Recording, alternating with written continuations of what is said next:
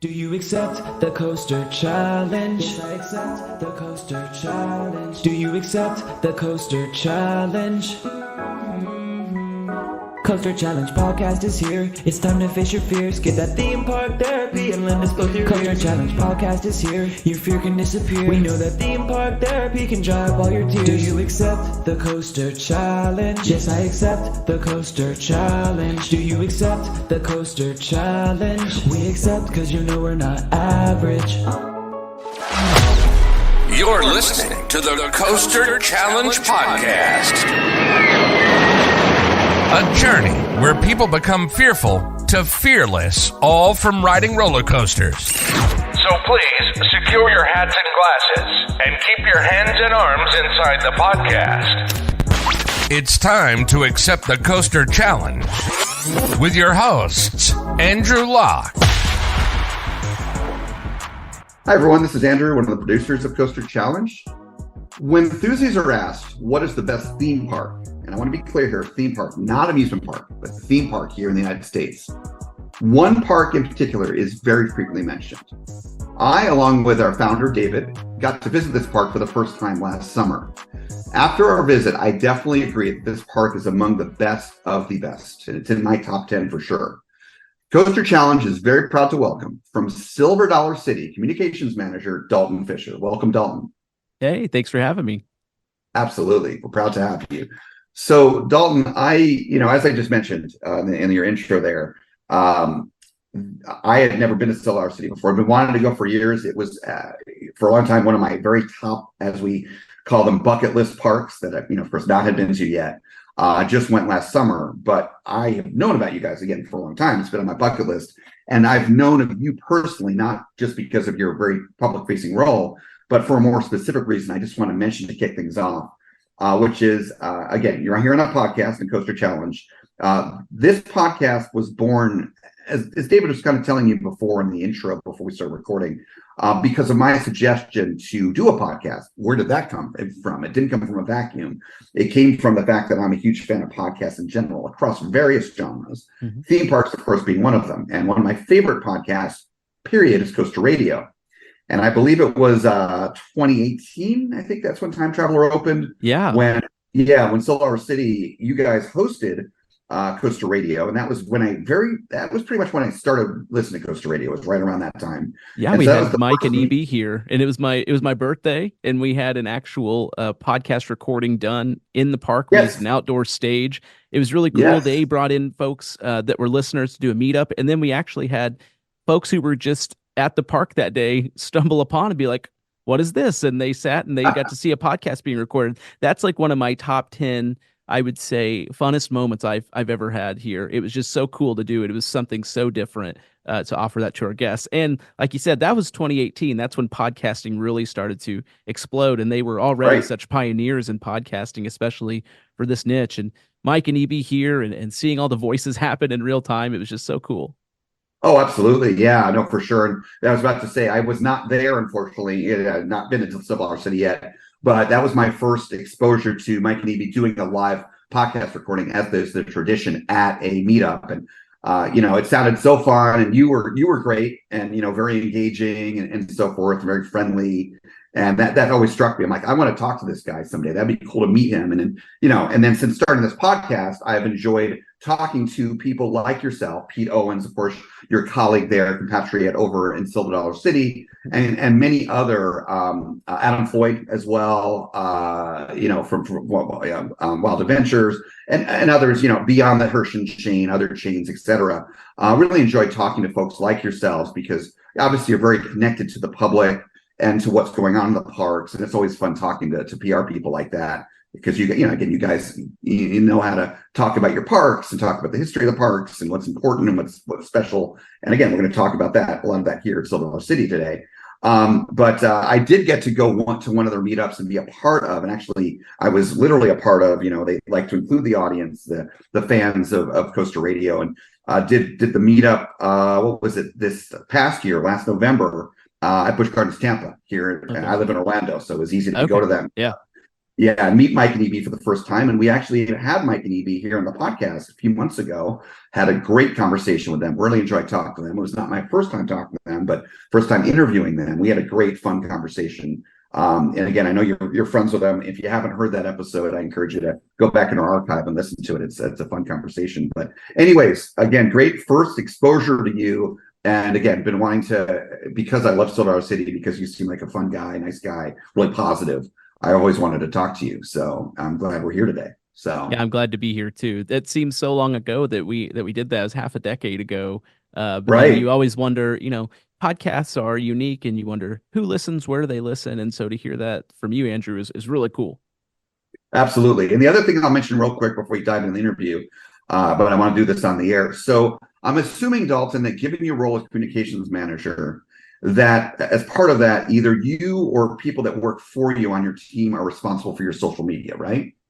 Neither. It's actually people who work with me. So it's a colleague of mine. His office is to the left of mine, separated by 2 pieces of drywall and some studs. But he's got the keys to that. He's been doing it for pretty much 2018, another half decade. And just seeing him go through that and what that experience has been for him has been so rewarding for him. Now, there are times when he will collaborate with me. And what does that mean? He'll just say, what do you think about this? Sometimes I'll send him a meme format I find. But he'd be a good interview in and of himself. But yeah, he's just across the way here, and he's such an awesome guy. And he actually worked here for almost another half decade before he even started in social media. That's perfect. So yeah. Oh, that's perfect to know the park so well. So, and you may already know where I'm going with this, but when you said he's collaborating with you, have any of those collaborations been on, say, those social media posts that are a little bit more humorous, maybe making jabs at some of the other parks? Jabs, not necessarily. I would say some of the more humorous ones. The most recent one that comes to mind, he did a Chat GPT post where he tried to break the AI that runs Chat GPT, or I'm sure I got all those terms wrong. But I don't want to take his credit for that. I think he and I were sharing that back and forth, and it's just those things that, he keeps in his back pocket and then he might pull out. And so that's not something to where I'm like, oh, as my position, you need to, post this. We don't do that at all. We kind of just work in tandem and do kind of our own separate thing. And we also kind of partner on things. Some things where we would partner with would be like, last ride of Fire in the Hole, any of our ride announcements that we're doing, any of those big PR initiatives. Sure. But, it's one of the things that's been cool about working with him for so long is he was very, I would say, vanilla to this industry. He had worked in entertainment before, and he'd grown up going to some parks. He went to some of the major ones, the Florida, California parks. But I think where I've helped him the most is saying like, oh, this is this manufacturer and they're known for doing this, and this is this manufacturer and they do this, and here's what people might think about, that particular manufacturer, or vice versa, or these parks. Or he'll say, what's the history of this park? And I can give him a quick, one-sheeter on a lot of parks. And so I think that's what helps him. He's way more comfortable, tagging coaster companies, maybe tagging parks. And then I know he knows some of the folks at other parks too that run those accounts, not just our own at Hershend Enterprises. Right. So it's all fun. Right. Yeah. So yeah, I mean, you know what I was getting at there. There's a few parks out there. I mean, obviously, the social media team, the PR team changed at Kentucky Kingdom in the past, at least. And this is before they were part of Hershend. This is going back to like the 2020, 2021 timeframe, like right around the time they were acquired by you guys. But Universal Orlando, Universal Hollywood, for that matter, too. You guys, some of these bigger, again, theme parks and amusement parks as well, but some of these more active social media accounts, I've appreciated this sort of, jab, maybe a little bit too strong of a word, but just kind of having fun with each other, playing with each other, maybe is a better way to put it. That has happened, and again, you guys have been a part of that. So I realize that it's not necessarily you, but it's your colleague. But please thank him. I personally appreciate that fun humor, and it just makes things fun. So I'll definitely let him know. And he knows that he's loved for sure. I I love bet, him I too. bet. So I bet. But anyway, moving back to you, because again, we're talking to you today, Dalton. Again, I've already introduced you. We've already kind of talked about you a little bit, but beyond what we've already talked about or what I've already shared in the intro, please just go ahead and tell our audience about yourself and your experience working within the theme park industry.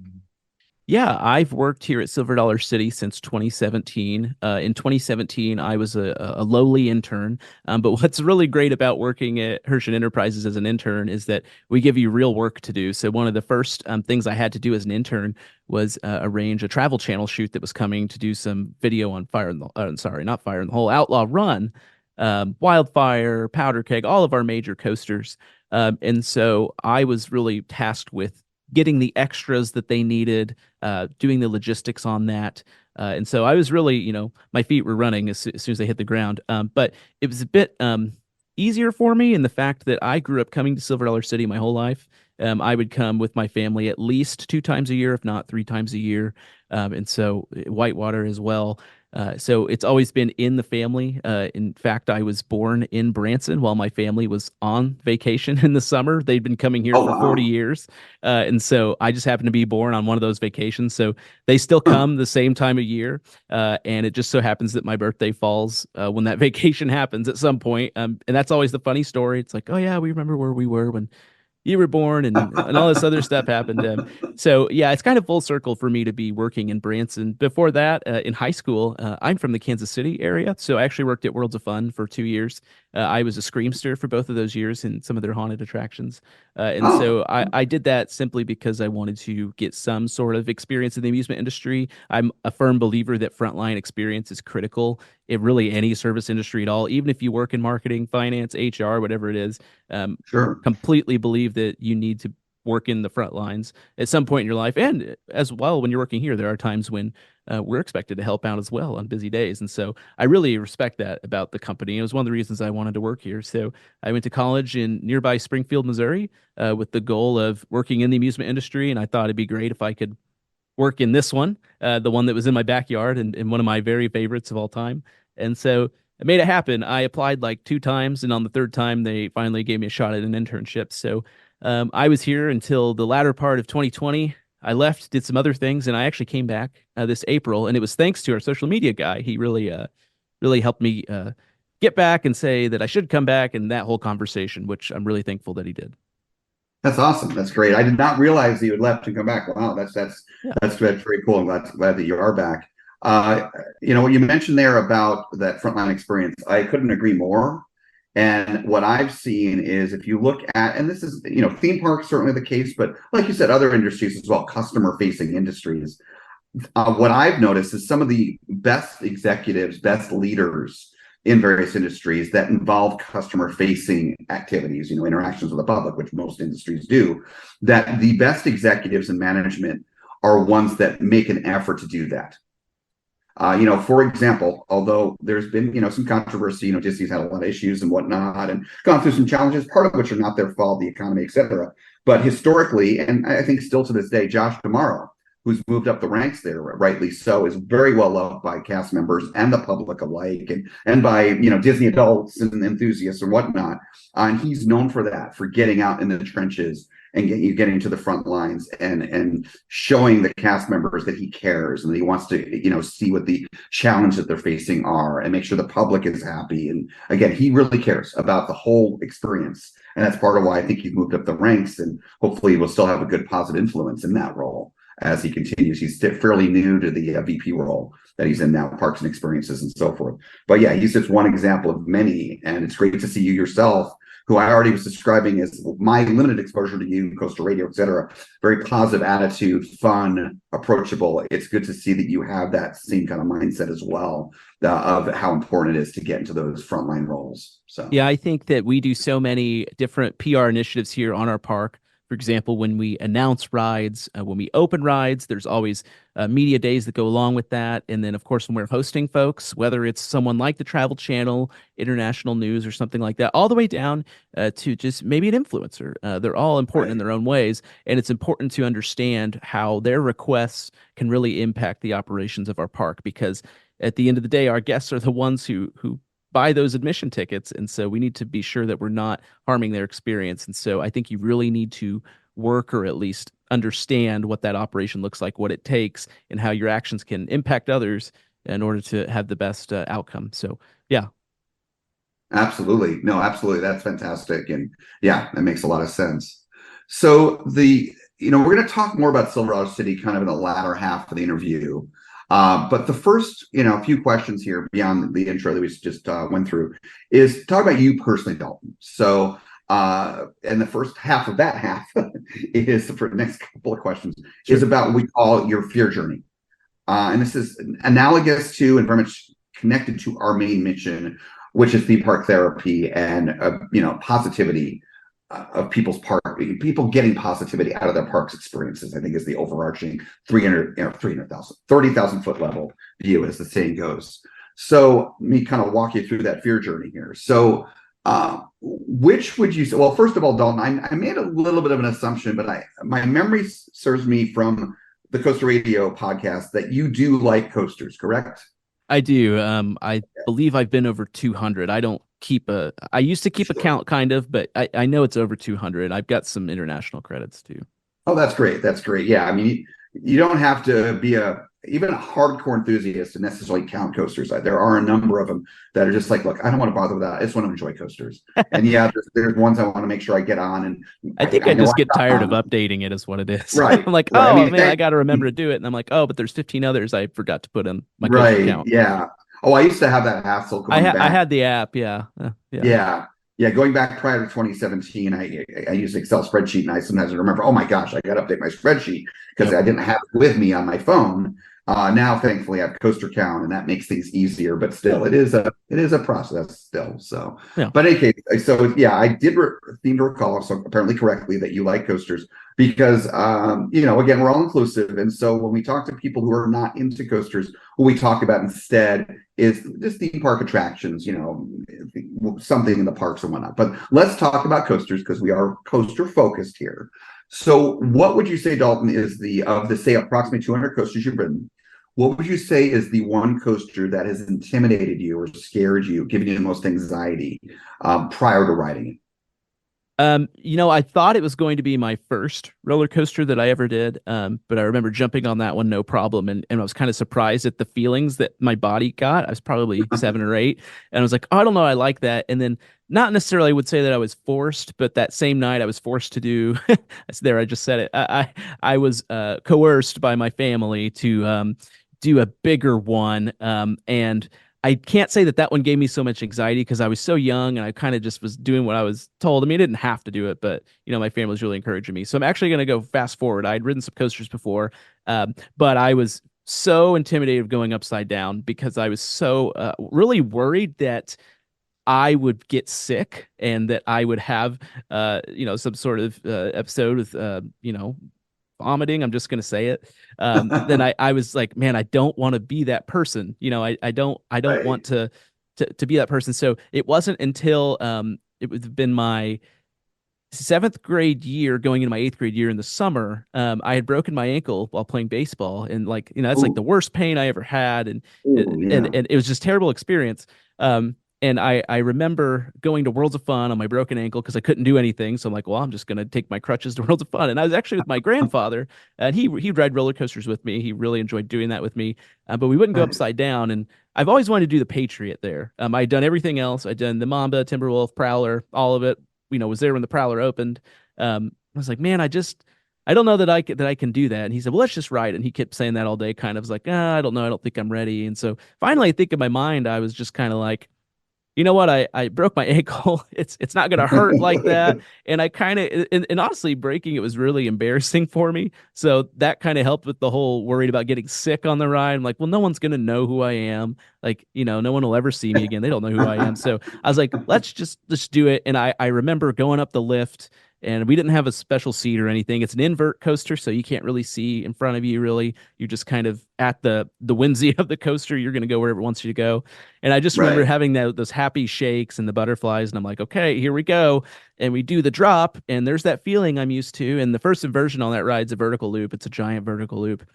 and I didn't feel anything. And we get to the bottom of it, and I'm like, oh, you got to be kidding me. In my mind, I'm like, that's what I was afraid of. Like these other rides I've been on, the Mamba's a hyper coaster, 200 feet tall, and I'd done Powder Keg here at Silver Dollar City. Outlaw Run wasn't built yet, but Right. I had, I come to Silver Dollar City, and it was Powder Keg and Thunderation and Fire in the Hole. I wouldn't touch Wildfire, went upside down, wouldn't even get over there. Right. I'm like, man, what the heck? And we do all these other inversions, and I was just so happy to get off of that ride. So that's the one that probably intimidated me the most, because after I did that, I've never really been intimidated by any ride. Maybe the only comparable one was the original Top Thrill Dragster, but that was just more of like adrenaline. Like it wasn't like I'm not going to ride it. I knew I'm riding it. Right. That's the most similar feeling I've ever had. But going upside down kind of broke that that apprehensiveness I had. Sure. It makes a lot of sense. Thanks for going through that. Yeah, I mean, something you mentioned, which I don't think I've ever touched upon here before. We're fairly reflective here at the podcast right now because we are sunsetting the podcast, at least for the time being. We've all got way too much going on in our lives and things beyond the podcast, because things do exist beyond this podcast, not the whole world here. This is just a side thing we do. And you are, I think, actually our very last regular interview. So kind of very celebratory there. But again, being reflective, because we've done all these interviews. This is kind of the end, wrapping things up. So there's a lot of conversations to reflect back on. And looking back on those conversations, it is very rare that, when we're little kids, the very first coaster or two that we ride is that the scariest one, the most intimidating one. I think part of that is memory. Maybe we're so young, we just don't remember being that way. A lot of it too, I think, is other limitations, height limitations, how long ago it was that the coasters were nowhere near as intense or tall, or inversions and things like that. A lot of people, their first coasters were things like Space Mountain or the Barnstormer or Disney World or whatnot, or something like Thunderation, something smaller. So it doesn't surprise me that those first few were not the ones that did it for you. And I was a kind of a weird kid in that I played Roller Coaster Tycoon as one of the earliest memories of my entire life when I was 3, the original. And I bought 2 and I bought 3, Planet Coaster, No Limits, like Thrillville, anything that had a coaster I was playing. But looking back on it, it's so funny. I'd build these things and then I'm like, oh, this is what I want to work in, or I want to do this, go to these parks forever. And it's like, but I wouldn't go upside down. It's just so funny looking back on it. And I'd build them, but I wouldn't do them. Yeah, no, and that's not normal. Some of it is you may want to. It's kind of that fight versus flight going on, where you want to do it, but you can fantasize about it, or just safely put it in a game. But to do it in real life, you're not there yet, and that's normal. I think happens. once YouTube became a thing in like 2005, more accessible, 2006, I remember spending so much time just researching like how these rides work. And I think that also helped understanding like what a block system is, fail-safe brakes, all this other stuff that really just said, okay, they're not dangerous. So, what's the issue here with me? Right. And actually that's a very good point. We've had other guests talk about ones that are pretty afraid of coasters, that they've been able to use YouTube and POVs and, like you said, videos about how things work and whatnot to kind of help ease their fears. And even quite frankly, if you were to research the very, very rare accidents that occur, again with coasters, very rare. You maybe get one a year across the entire world, if that. And of significance. And when I say significance, I'm not talking about people dying, but where there might be an injury or two. In a lot of those cases, it's human error, or coasters that are really, really old, that are maybe not as well maintained. But and that's why where here we are talking to you guys in Silver Dollar City, Herschend, premier parks, absolute premier parks. Like I was saying in the intro, best of the best theme parks, where there's spare no expense. There's very good budgets. Maintenance is top notch. And you guys keep your rides up really well. and there's safety, safety, even above and beyond what the state requirements are in whatever, state your parks are in, there's safety mindedness and so forth. So, I certainly feel extremely safe at parks like yourselves, at Disney, at Universal. I'm not trying to discount any of the parks, but I'm mentioning, the best of the best, your SeaWorld, your Busch Gardens. And part of the benefit of going to parks like that is you're far less likely to have any issues, as rare it is in general.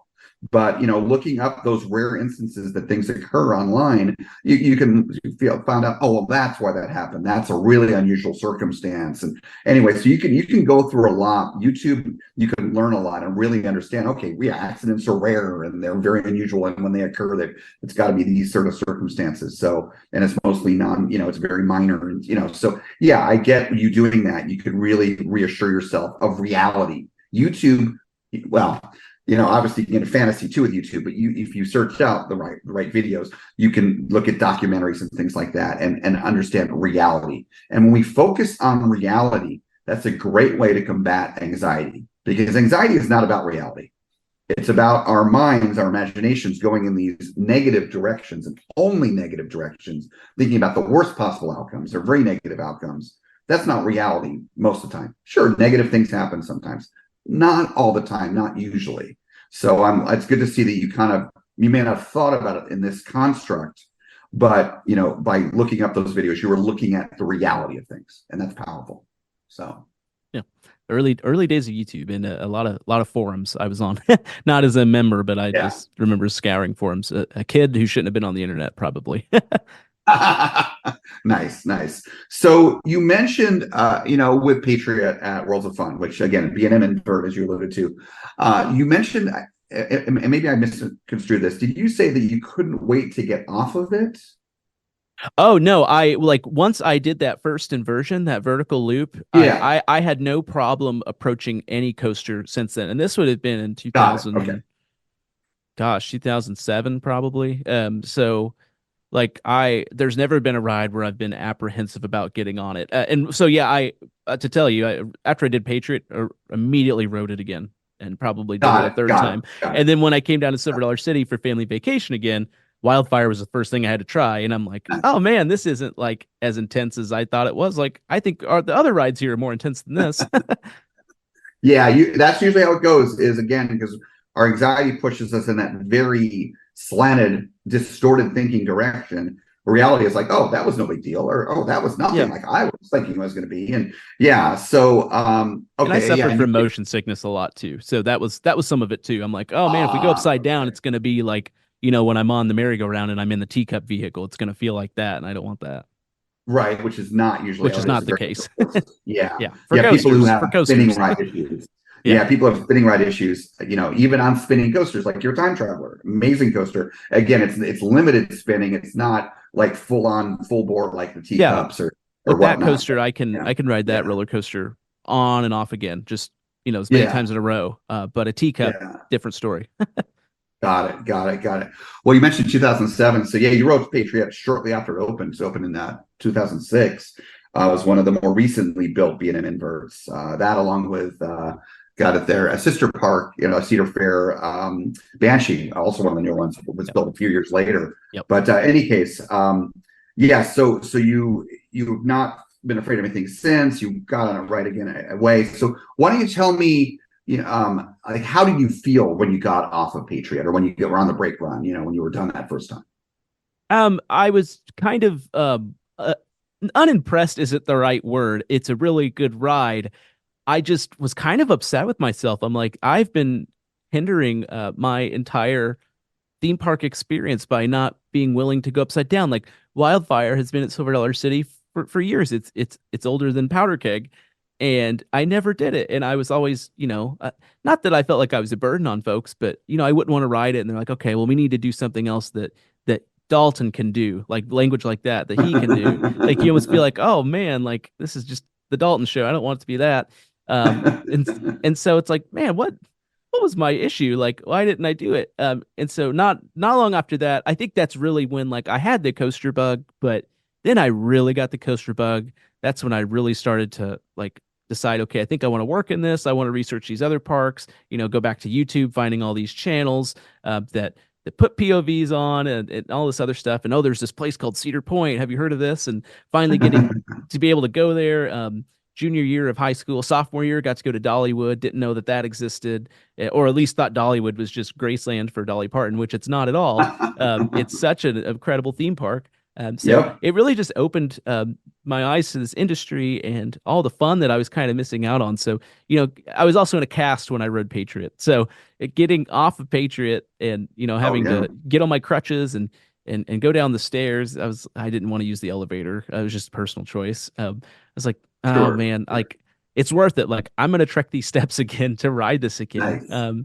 And so, yeah, I think it was just a little bit of disappointment in myself, but then also there was this huge sense of accomplishment. Like, okay, now I can do anything. Like heights never really bothered me. I think I did Mamba so young, 200 feet tall that, it didn't really matter when I went to ride Millennium Force the first time or Top Thrill Dragster or even Outlaw Run when it opened. Yeah, there's usually one of three things with coasters that are the things that give us anxiety. Sometimes all three for someone. It's going to be either the heights, as you mentioned, very common. That's probably the most common. The next most common is the inversions. And that's what it was for me. That's what I had to break is the feet. I was so afraid of inversions and going upside down. I refused to do somersaults in PE class in school. That's for me. That's similar. And then the other one is kind of a combination of a 1-2 punch, speed/acceleration, especially on these new more modern launch coasters like Top Thrill Dragster that you mentioned. So it's going to be one of those three, usually, if not more than one. And you mentioned something, and again, whenever I get keyed off of something that a guest says, I try to jump on it in terms of helping educate people, and maybe this will help someone in our audience. I think you're the first person, your fear journey, very common, and this is a good thing. Like everyone else we talked to, you conquered your fears and you felt great about it. You're like, I can conquer all these coasters now. You can go ride these coasters now, and it propelled forward your coaster enjoyment and love and everything. But you mentioned this other thing, which I would almost label as regret about, I was holding people back. It was the Dalton show, making people do this. I was holding myself back. And I get why you'd feel that way. And my comment back to you there and advice to anyone else that might be feeling that, say tomorrow, because we have people of all sorts of ages and even age, some people conquer their fears on coasters when they're 30 or 40, or you never know. So you never know who in the audience might be listening as our audience has grown, but someone that is going through that and is about to conquer or has just conquered their biggest fear. And you may not even know at the time, you'll only realize it later, but you may, alongside conquering a big fear, have that kind of regret that Dalton you talked about. And with that, you can't really do anything about it. It's in the past. It's the Dalton show. That may have been a thing. Don't feel bad about it. It was because of fear, and fear can be so controlling. It's something that's very hard to conquer, and it's in the past. And at least get solace in, and you were young, when this happened, it's still in middle school, that you conquered it and ended the Dalton show. And now you're going to be easygoing and go on anything, and maybe even help others conquer their fears, other family members or whatnot, or friends. Yeah, so that's the way I see it. Yeah, helping others, friends, family members, and knowing that I've been there too. There's a lot of that that you remember. These are, I made it sound like Patriot wasn't a big deal, but at the same time, it's an inverted coaster that goes upside down 4 times. Like, that's an adrenaline-inducing machine. So it is a big deal. You should be proud of yourself if you haven't been on these things before and you did it the first time. That was there. But just looking back on it and having done so many, and like it's a part of my life, it's just, it could have been a little bit earlier, I guess. Oh yeah. Of course. B&M inverts, while they're not a brand new model, they are, on the intenser side of things, and still very much coveted within the Thuzy world, Thuzyverse, and so forth. But anyways, okay. Well, thanks for going through that. Now, just to take a step back from what we just talked about, aside from the low-hanging fruit obvious that you're working in the industry. You worked at Worlds of Fun later, and then now working at Silver Dollar City. If you kind of separate out that obvious one, is there anything else you can think of where coasters and parks and so forth have had a significant positive impact on your life? I think in so many ways they've had a positive impact, and definitely significant. My current wife, we've been dating since high school, and I can't tell you how many dates we had at Worlds of Fun. We had one at Silver Dollar City. So, we have so many great memories, and being able to get on those rides and just enjoy that time with her. I mean, that's huge for me. I have also, really about the time I was an intern here, a little bit before that, I participated in a program with Skyline Attractions. They're a manufacturer in Orlando area. They had an event called Sky Next. So I went the second year they did that, I believe.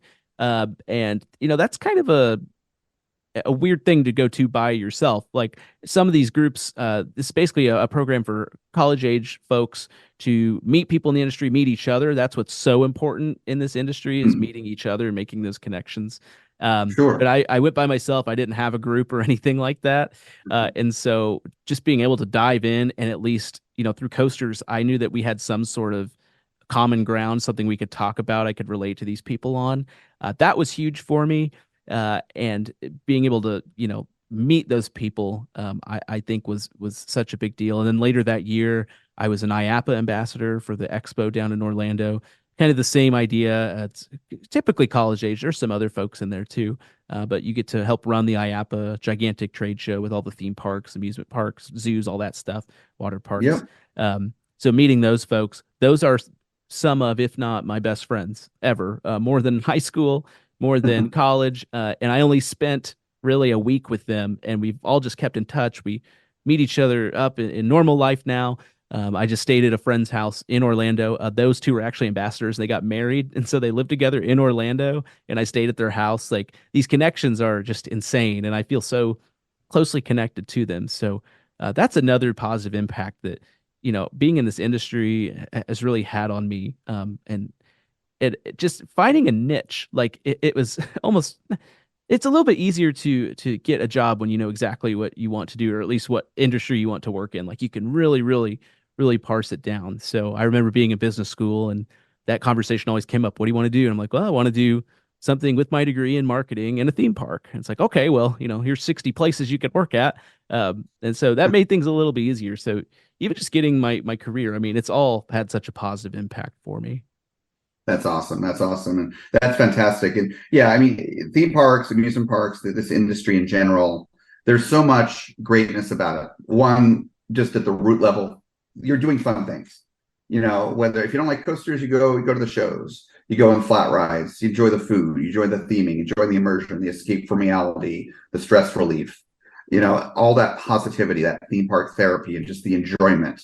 Then there is just, like you said, the social aspect, the sharing with friends, the friends that you make, whether it be, just friends that enjoy the parks with, or, for you, it could be that, but even on top of that, you mentioned your wife. And then on top of that, working in the industry, IAPA, I've been IAPA as, sort of an influencer because of the podcast. And I've had great times there, met amazing people, made some great connections, and quite frankly, wound up with some of those connections, meeting people that I've interviewed here on the podcast. You mentioned Outlaw Run earlier, which is my favorite attraction at Silver Dollar City, although there's a couple that are close behind it. And got to talk to Jake Kilka from RMC, because I met Jake at IAPA a couple years ago, and and there's been others as well. And in fact, my interview here with you today, Dalton, came out of IAPA this past year. Was volunteering at IAPA this year at the NRCMA booth, associated with ACE, the National Roller Coaster Museum of America booth, and Pete Owens, your colleague again there from Dollywood. He was next door there, and I recognized his voice. He's got a distinctive, recognizable voice. And he was at the booth next to me, and I said, Pete? He said, oh, yeah. I said, hey, it's Andrew from Fischer. Hey, great to, it was really nice, very warm welcome, great. We had a nice conversation. And I mentioned, I really would like to talk to Silver Dollar City. And he said, well, yeah, I can get you in touch with Dalton. I said, I'd love to talk to Dalton, and here we are. So again, at the RMC booth to bring it all the way back to Outlaw Run. Oh, you were, yeah. Because of what we're going to talk about later. Yeah, that's right. That makes sense. Yeah. So, anyway, it's those connections are important. And aside from IAPA, like yourself, yeah, I have made some amazing friends. David, for example, my partner in crime here at Coaster Challenge for the past 5 years, great friends, countless others as well, because of coasters, because of parks that have transcended into other hobbies as well that I love and travel. And I've got, great friends here in the US and Europe and all over the place. And it's amazing and it's awesome. And all those little tiny negative things that might happen here and there, those toxic people that are everywhere. Well, I want to say that they're not everywhere, thankfully, but you'll find them in all the different hobbies. There's a few bad apples, whatever social circles you might be in, families, you always got a couple bad apples. Again, those are in the minority and we got to deal with them and, hopefully help those people ideally. But if not, reduce their influence. But aside from those small numbers of people, small percentage, again, so many positive people I've met within this industry and both professionally, people, people like yourself and many others at the parks and the manufacturers, but also, of course, on the amateur level, just the people that go to the parks along with me and just, great friendships that have gone, again, like I said, well beyond the parks. And some of the, I've got 2 friends of mine, they know who they are, Larry and Gene, that are like parents to me that I call for advice. And I met them because of the parks, because they're fellow enthusiasts. Again, so many friends. So I can definitely relate and it's so meaningful. So thank you for sharing that, Dalton. Of course. So we're going to move on to the second part of and just a couple of questions here. The second part of the interview here, that's about you personally. Now, I'm going to ask this first question and add a disclaimer to the last of these questions. So the first question, you've been on a couple hundred coasters. Obviously, you've been on many of them, probably more than once. What would you say is the craziest, the wackiest moment you've ever had on a coaster? There's some things that come to mind. I mean, doing my first B&M flyer where you're hoisted up by your ankles to be on your stomach in the station, that was pretty wild. I love those rides. I think they get a lot of hate. And vice versa, doing a Vekoma Flying Dutchman where you start backwards and then you're lied down flat on your back. Firehawk at Kings Island was my first example of that. Those are pretty crazy moments, but I think for me, it's probably my very first ride on Time Traveler, and I'm going to tell you why it was Time Traveler. It was because we were commissioning the ride. It had not been open to the public yet. I just happened to be there, and I was asked by the folks at Mock if I'd like to ride. I was there getting photos of something on the train or the station. I don't remember what it was, and I thought they were joking. I was like, I just laughed, and they're like, no. Do you want to ride? And I was like, well, of course. Like I'd love to ride. Are you kidding me? And so I sat in the back seat, row number 7. So the row that faces forwards as you start the ride, not really thinking about that I'm in the back seat on this thing. And so being on that for the first time and not having any sort of litmus or reference, it's like going back to either your very first coaster or, in my case, your first inverting coaster. I've never been able to, kind of been chasing that sort of high or that adrenaline that I got from that. And just remembering how insane it was. I mean, I screamed the entire time, so much so that people were laughing when it came back in the station. They're like, "Oh, you must have had a good time." There was nothing like that. I mean, there's only one other way you can really experience that. It's in Europe now, but in this side of the hemisphere, that's it. And so, if you haven't done that ride, check it out. But that was, still to this day, I've never done anything like that. And it wasn't a situation because they were, commissioning it. I don't even know if that's the right term with what they were doing, but you couldn't just ride again. I was like, oh man. Then I had to wait, another few weeks before the ride opened to the public. So that's going to be my craziest moment. No, that makes a lot of sense. That's a great one. And I'll just ask, and if you don't want to answer this, I understand. If that's totally fine.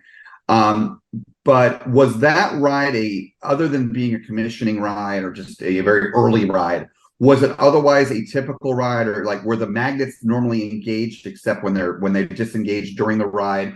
Was it not free spinning? Like, is it like it is normally? So I'll give you a little bit of a long answer here. So Okay. when this ride type was confirmed and we decided that's what we wanted to go with, it had not been done before. You may remember on YouTube, it was either Mock Rides or Europa Park put out a video where they put a spinning car on their Blue Fire roller coaster. Blue Fire, yeah. That was to test that concept and how it would work for us. And so our folks went over there, not me, much higher up than Dalton, went over to Europa Park to ride the spinning car. Sure. And we heard stories. I've heard stories of how intense it was, and it was insane.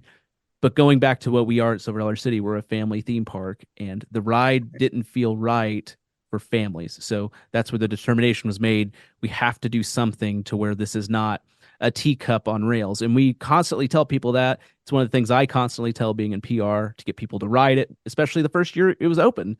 And you tell people you're going to go upside down and spin, like, oh, that sounds terrible. But it's like, no. The term I started to coin, it was just, it's a turning roller coaster. You kind of are, you're dancing almost. You're turning. You don't sometimes even go full 360 the whole ride. You might turn the other way.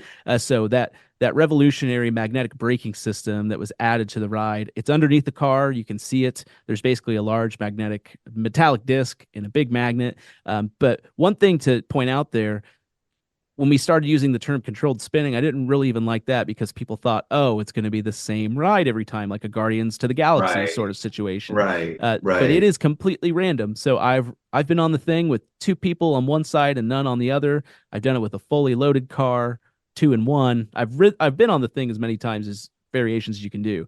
It's a completely different ride every time. Yep, I agree, because I've ridden a number of times, and more than once that weekend that David and I were there. I think. One thing that was added, and it was kind of engineered to be added, if that makes sense. It's kind of like a trim brake, from what I understand. We put a trim brake, might be used, might not, depends on the weight of the train, whatever. They did add a couple magnets at the very beginning of the ride, before you even go down the straight down drop, that gives you an initial turn. So that was changed, and you can actually see on early POVs of the ride, or off rides, sorry, not POVs, early off rides of the vehicle, the cars were all completely forwards and backwards that entire drop, because there was nothing to initiate that spin. Interesting. Okay, and that makes sense. I'm glad you guys added that. And by the way, again, I'm an enthusiast. I love intense rides. At the same time, I can appreciate the family parks. I love theme parks in general. I love those higher quality experiences. A lot of theme parks are more family oriented, and certainly Silver Dollar City, Dollywood, etc. are. And I have total respect for that decision that was made to make it more family friendly. And I think you guys struck a good balance, because that is, Time Traveler is definitely at that edge. It's on that borderline. It's definitely, for kids, certainly it's a step up coaster, a couple steps up, as they go through, let's say Silver Dollar City is their home park, or they live nearby, like it was for you growing up. You wouldn't start with Time Traveler, you'd start with Thunderation or something like that. Fire in the Hole. Yeah, or Fire in the Hole, certainly. Yeah, of course. And you guys had good steps up in that process, and Time Traveler would be that exciting one to build up to. And in fact, someone that's younger than you, perhaps instead of being Patriot, Time Traveler might be a coaster that they break their fears on. Oh, I've done Upside Down, but it does what? And see that spin. I am here to tell you, as a converted lover of the spinning, it's not what you think it is. Take that risk on that one. Of course. Now, again, we're just talking about you here, so this is a kind of a little more personal thing relating to your travels. You mentioned you have some international credits. You've mentioned a couple things in here I want to key off of. Let's talk about what we were just talking about first. Sure. We'll go in reverse order. So you're talking, of course, about Time Traveler spinning mock spinner. And you mentioned there's only one in the world, which is the case, and that's of course right to happen. It's the Plopsaland. Have you been to Plopsaland? I've not been to Plopsaland. I was here to tour. I believe he was the president of Plopsaland when he was looking at potentially adding a ride like Time Traveler. I see, and that led. So it's kind of funny. Yeah, you got not you personally, but Silver City Hershen went to ride the temporary modification of Blue Fire there at Europa Park, and then that led to Time Traveler, and then Time Traveler Plus Land came over, and that led to Ride to Happiness. Of course, that makes sense. Right, because it's a real prototype, and for a company to make a multi-million-dollar decision, it probably made sense for him to fly here to the Ozarks in Missouri to ride this, to really understand what he's potentially interested in. Totally understand that. Absolutely, absolutely. And again, Time Traveler is a great ride, but for you personally, given that you clearly liked it, and that was one of your craziest experience riding it, commissioning, and all that, I would encourage you, because you clearly like to travel internationally, you've done it already. When you have a chance, go to Plopsaland and ride to Happiness. It's again, Time Traveler is great, but for a enthusiast who's again going beyond that family experience that wants an extreme thrill, ride to Happiness. And I will tell you, it is one of the most intense coasters I've ridden. That's what I've heard. Yeah, it's not easily re-rideable. I mean, I did ride it again and again, but it was, I had to take breaks. Right. Because it is, and again, that like Time Traveler, it has that random aspect again, because they originally had the magnets on it. And the story I've heard from my local friends over there in Belgium and whatnot is that the park goers, again, it's more of a thrill park, of course, than Silver City is a family park, is that they were like, no, we don't like this. We want to go crazy spinning. Again, some of these enthusiasts in Europe are wild, or just even the general public in Europe is more intense. They like riding water rides in January and things like that over there, like crazy. They're wild over there. Anyway, so they kind of asked, hey, we want this to spin. Why isn't it spinning? And free spinning. And so then they made it free spinning. And oh my gosh, I've not experienced it in the original version, the early days, only the free spinning version. And it's crazy. Each ride is different. And, going through a boost launch sideways. Actually, that's one more question I want to ask you, if you could answer this. Sure. On Time Traveler, I don't even call it a boost launch, for the second launch, the train comes to a stop. Was that also a conscious decision to make it a little more family friendly, to not make it as intense, to kind of stop for that second launch? So the first launch is the one that stops. The second launch is the boost launch that gets you back up the hill. I don't know the reasoning for what that is. If I had to guess, I would guess it adds a block section to the ride and allows us to do an additional train. Okay. For capacity. You have the station, and then you have the break before that, then you have the actual break run. That's 3. And so we don't run 3 trains on it anymore, but it has the ability to do 3 trains. So there's 4 block sections. I would assume that would allow us to get a third train. Oh, and that's right. And you make a good point. Thanks for the correction. Again, Time Traveler is so unique. And this is something where I think it has an edge over Ride to Happiness, is that amazing drop out of the station. It's not a launch. You're dropping out. And then you have that first launch, which is stopped, and then you have the boost launch out. Yeah, right. Yeah. Right, yeah. You've got the 90-degree drop, which was a record for us, a world record. And then you get the dive loop into that first launch. Yeah, that's a great beginning. It's one of the best. the back seat is the best. And I love, if people haven't been on that ride, being in the station, just do this the next time if you're listening and you ride that ride. Just watch people as they're getting ready to ride, as they see this train literally drop into the abyss. I mean, there's nothing, but you're so high up in this building, you can't see the ride once you're at the top. Yep. Yeah, it's pretty wild. The view's pretty wild too. Yeah, absolutely. So the other thing I want to touch upon real quick before moving on from this question is you mentioned 2 different ride types, different manufacturers that have a commonality to them. So I have to bring this up. So you mentioned B&M Flyers, which I love. I love intense coasters. I love the pretzel loops that are unique to more or less unique to those rides. And then you mentioned the Flying Dutchman, which I actually liked. There's still, I guess, 1 or 2 around. I don't have the issues a lot of people have with them. Again, the flying coaster, that feeling of flying and everything. So I have to ask, you probably know I'm going with this. Have you been to Phantasialand? No, I have not. I know where you're going with it. I would love to ride Fly. That would be incredible. Yeah. I'd love to do that. And I've heard that is the ideal flying coaster experience between the 3 manufacturers that do it. Well, I don't know if Vecoma's making any new Flying Dutchmans, but that is like the superior. Well, I guess that would be Vekoma, isn't it? It's Vekoma. I mean, and I will say that I'll say this to you, Dalton. So Fly is, I don't know if you rank your, well, we'll find out in the next question. Knowing your number 1 is the one thing, but I actually I think I rank my top 20, 25. I think I'm up to now as I add new coasters that are in my top. I keep extending that list, but I have at least like top 25, top 30. And Fly is my number 3. Okay. And again, I like the Flying Dutchman, but a lot of people don't. And as far as I'm concerned, I understand, you know, because I listen to people that have differing opinions. I get why people don't like the Flying Dutchman. I get it. And for those people's concerns and frustrations and disappointments and whatnot, Vekoma, and kudos to Vekoma. And I remember even posting this when I rode Fly for the first time, October of last year, and I tagged them and they reposted it. And you know, I thought that was awesome. That appreciate them, you know, recognizing my commendation of them. And again, it's all positivity.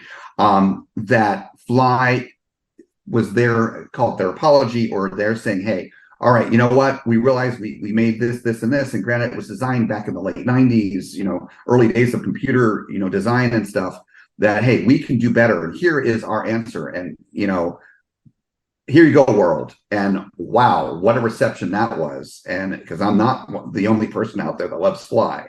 But when you combine in, that is the only launched flying coaster in the world that I know of. And I might be incorrect, that there might be others, but I don't know of any others. And what a perfect coaster to launch, a flying coaster, like your Superman, you're flying, you know. Right. And then on top of that, adding airtime to a flying coaster, again, the only example of that. The theming interactions, which are top of the top. Again, incredible experience. And I could see a lot of these things, and you could take something like Fly, which has incredible theming, including even a dark ride aspect to it, which I won't go into more specifics of. So I want people to keep the surprise, you know, for those that have not ridden it yet. I could see a lot of the aspects of Fly fitting into the top tier Hershey parks, you know, your Dollywood and, you know, of course, Silver City. But, you know, and I hope to see that technology here in the US. But until then, as an enthusiast who likes to travel, I encourage you to get to Phantasialand for many reasons, which we won't go into here because we want to keep on track here. But I think given that you clearly like flying coasters a lot, Fly will knock you out of the water. It'll just completely, it'll blow you away. So yeah, I want to get on that, and I also want to do Flying Dinosaur at Universal Japan, I think is where it's at. The insane B&M flyer. So yeah, it just Phantasialand for the setting, and Terran and all the other rides they have there. Oh, Terran is my number 1. It's amazing. Yeah, and I do need to get to USJ. It's one of the few Universal parks I've not been to. I've been even to Singapore's and ride Flying Dinosaur, amongst other things. I've heard amazing things about it. So yeah, for sure. Yeah, you are clearly an enthusiast. If I didn't know before now some of the things you've mentioned here. Go ahead and quiz me. Yeah. Well, here's a quiz. This is really personal choice quiz, so this is easy. Next question. Good segue. So what is your favorite coaster of all time, the 200 or so you've ridden? It's such a tough question for me. Like, I wouldn't post my top 25 for fear of public ridicule. Because everyone always has an opinion, right? But that's why it's so fun. It's such a subjective sort of thing that we have. Yeah. You know, if I were to look at the different ones that I have been on, I mean, if you want to start with Silver Dollar City, you know, Outlaw Run is my favorite by far. Sure. I would say that it's even my favorite RMC, bar none. Sure. And again, back to the public ridicule thing, there's going to be so many people that disagree with me, but you know, there's a lot of history there and what that was for me. And, you know, for it going upside down the way it did when it first opened, that was huge. You know, we take we take it for granted now. I mean, I've been on a lot of RMCs, so I feel somewhat informed saying that, but I think my favorite is, I hate to give two answers because they're so different. It goes back and forth for me. It's usually Velocicoaster, or it's the Phoenix at Knoebels. Those are the two that I just keep going back and forth to, and they're so two wildly different experiences and two wildly different parks for just variety of reasons. Velocicoaster has the length, the speed. I absolutely adore that last inversion that people are so divisive on, that Heartline roll over the the lake. Yeah. It's my favorite part. It's a ride where, you know, I don't need an express pass and I can wait and feel like the wait was worth it. Is one of the best ways I put it. But having the Phoenix as well, that almost unrestricted air time, that floater air that you get, and a little bit of ejector air in the right seats, doing that at night, I go between both of them. You know, I did Velocicoaster most recently again, so I'm going to probably say Velocicoaster. Got it. Well, Velocicoaster is my number 2. Only Taryn could beat it, and it's not by much. Velocicoaster is incredible. Right here in my backyard. I'm very fortunate to live only 5 minutes away from there. That's cool. I haven't ridden in a while because I've been traveling so much. Not complaining, mind you. But it's great to have it there, and look forward to riding it again soon. But it's a fantastic coaster, and it really it's these rides. Some of these rides we're talking about: Time Traveler, Ride to Happiness, Fly, Velocicoaster, Terran. These newer launch coasters and coasters in general. They make me excited about the future because this is a lot of computer engineering, computer design, just improvement of engineering in general, improvement of materials and technology, and all this stuff is just making coasters propel forward, literally and figuratively. I've heard amazing things about Velocicoaster of Europe, which is Batman at Warner in Spain. Madrid, and I actually going there next year. Never been to the parks in Spain. I'm excited to ride that and a number of other rides there. That park looks actually really amazing. But yeah, these great rides, and so I totally respect that. And then let's give some props to Silver City. I'm not saying this just because I'm talking to you. It's literally on my list right here. I'm looking at on my iPad. I didn't know. I don't have it beyond my top 4, so I don't have it memorized. My number 12 is Outlaw Run. Outlaw Run is my top. Well, no, Voyage is a little bit above that. I can't say that. But Outlaw Run is my second top wooden coaster, and it is nearly my top RMC. Number 11 is Iron Gwazi, and that's it above that. Yes, I know. You talk about ridicule. I post my top 25. I don't care if people ridicule me. I can take it, and it's fine. It's all good. It's all in good fun. It's personal opinion. Yeah, it's all good fun. That's what it should be. Some people take it beyond that. I do think that us and our sister park Dollywood, we do have a very wonderful collection of rides. I think it's where we shine through. Outside of the coasters, everything all together, I think is where a park like us kind of cuts through the other noise. Oh, absolutely.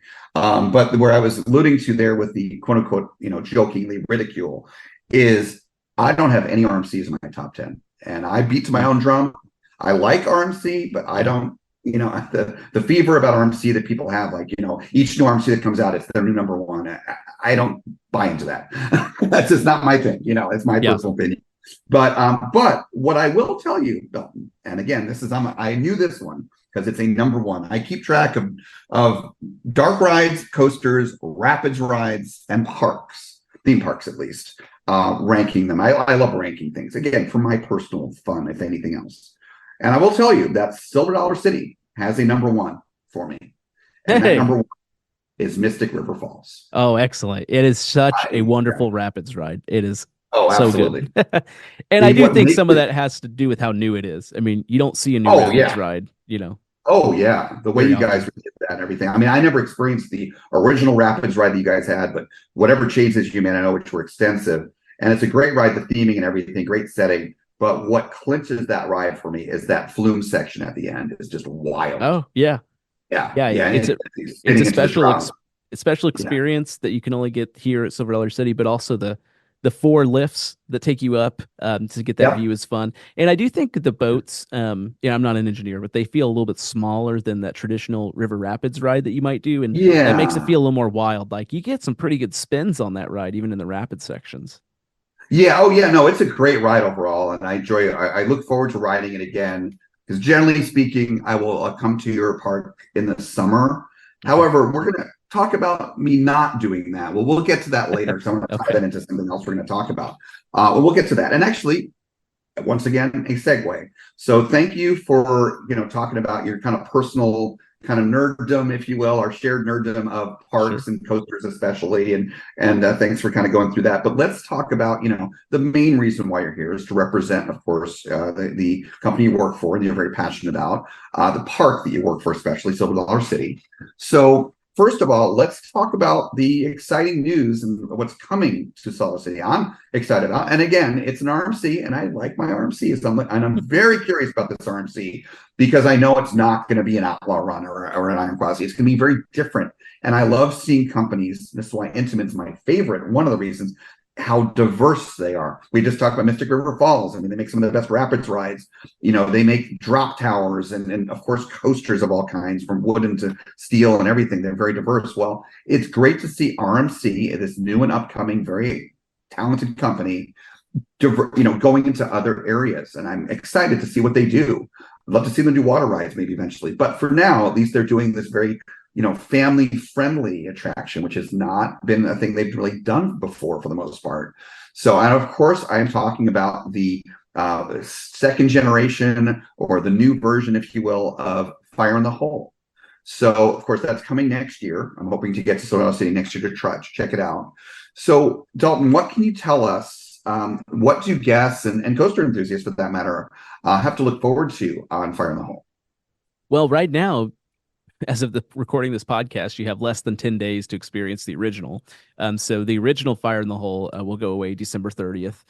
So that's one thing to look forward to. If you want to get a last ride on that, now's the time. It might already be too late by the time this comes out. We don't know. But, that is something that is very special at our park. Has a 51-year history. 25 million people have been on the ride, and they've experienced the story of the ride. They've experienced Red Flanders, not Ned Flanders, Red Flanders, losing his pants, his wife Sadie yelling at him to not worry about that right now. There's other things to worry about. The town's on fire. The hotel we're in's on fire. There's dang bald knobbers. They've set the whole town ablaze. And so we're really keeping a lot of those tried and true things that folks love about Fire in the Hole in the new version. So let's start with Red. Red Flanders will be in the new version of Fire in the Hole. Sadie will be in the new version of Fire in the Hole. Almost an identical scene of him being trying to escape the window, if you will, out of the hotel. We're going to elevate that a little bit more. Sadie Flanders, his wife, will actually be a roaming character in our park starting next year. So we've got some other characters like the Hatfield and McCoys. We've got Doc Harris, who's Wildfire. We've got a steampunk gentleman from Time Traveler. So we've already got these characters. Whoops-a-daisy, she walks around. So we're going to expand that a little bit more. So Sadie will have her own presence, and then she'll have her own pretzel cafe next year. So that pretzel cafe goes on the hill right behind our Fire Spotter balloon ride in what is now Fireman's Landing. To go a little bit further, there will be a new store called Flanders Dry Goods that takes that lore even further.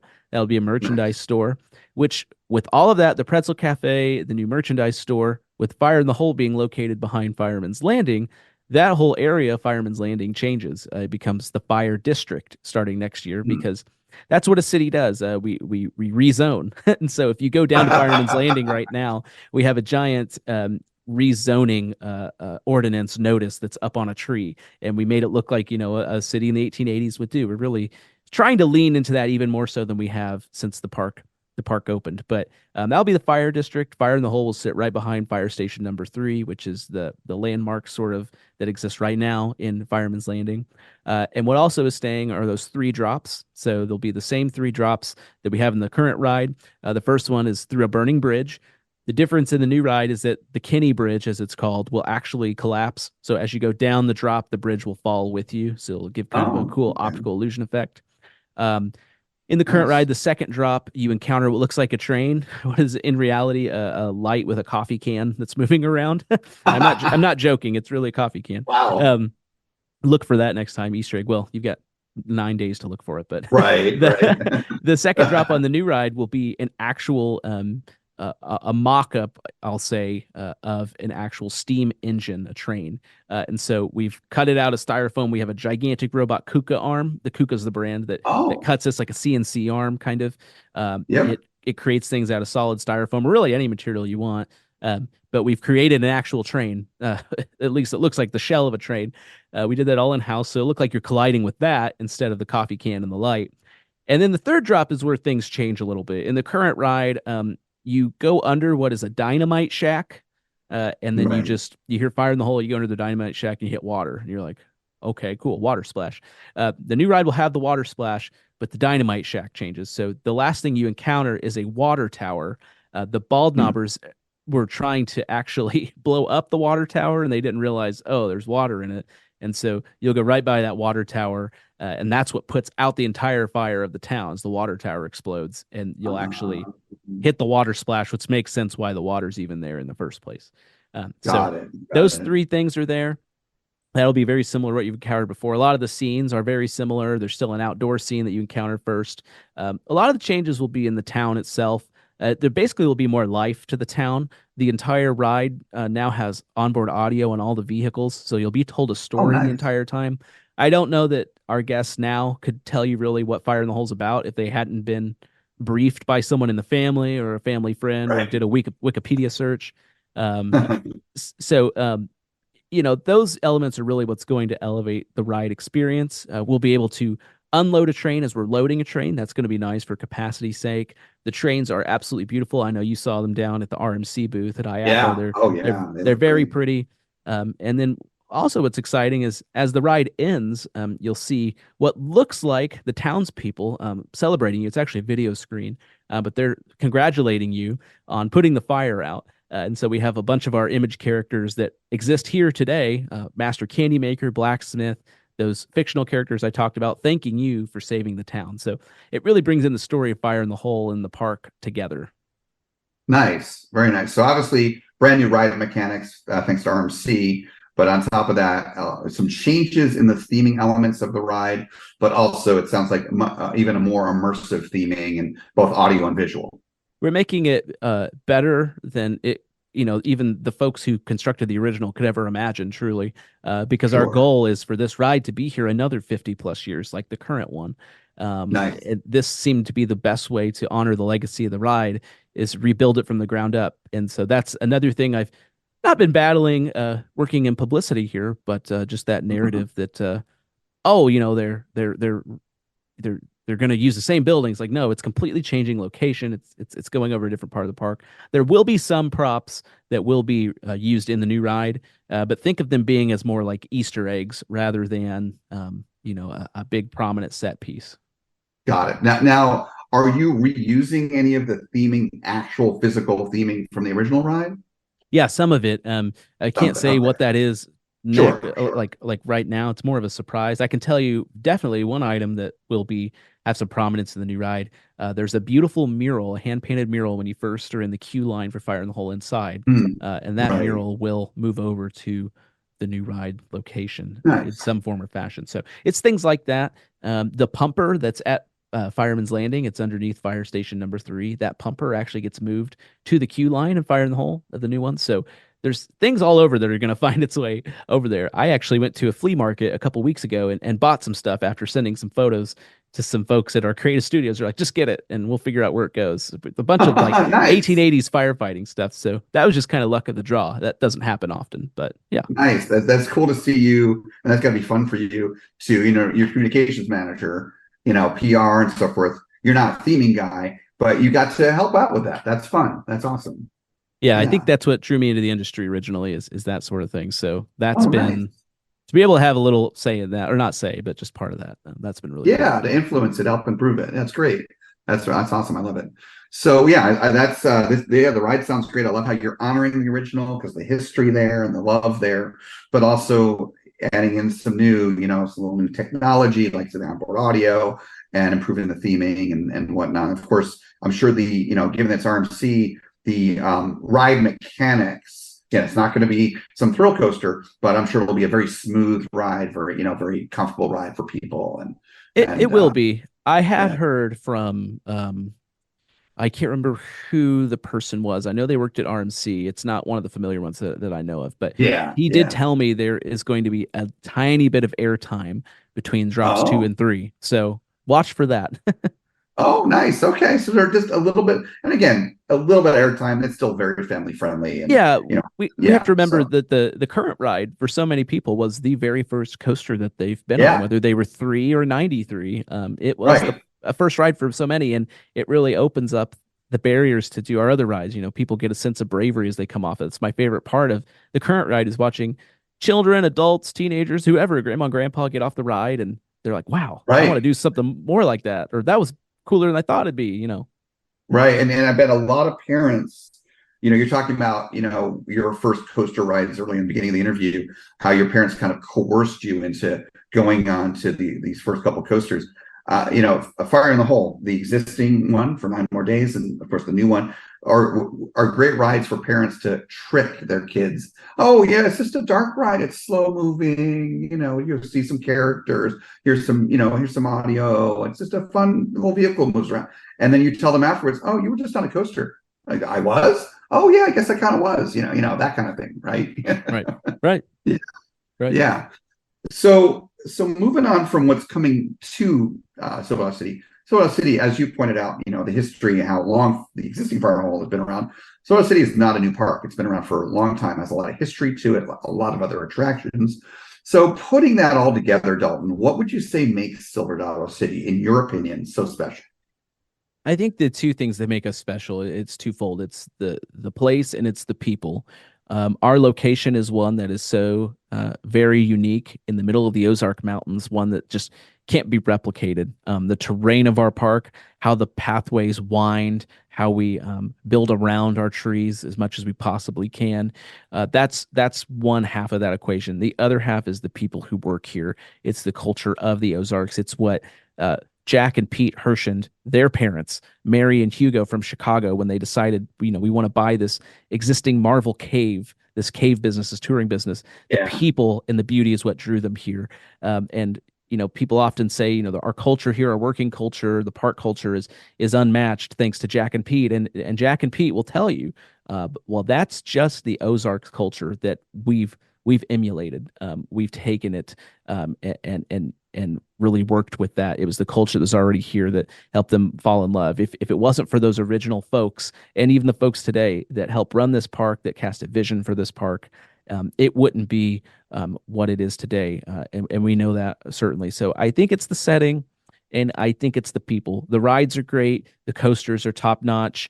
But it's the people and the setting. And, Mary had always said, if we can take care of our guests and we can take care of our employees, then we might have a shot at actually making this thing work. Nice. I love that. And that's what it's all about. You've got the people that are making things happen behind the scenes or front lines, your employees, like you said, if they're happy, and if the people that are responsible for the revenue, your customers, if they're happy, you're accomplished your mission. What else is there? And everyone's happy, Right. So we never know when a guest walks through these turnstiles. They could have just gotten the best news of their life, and that's why they're here today. They could have had the worst news of their life, and that's why they're here today. So we always have that in the back of our minds.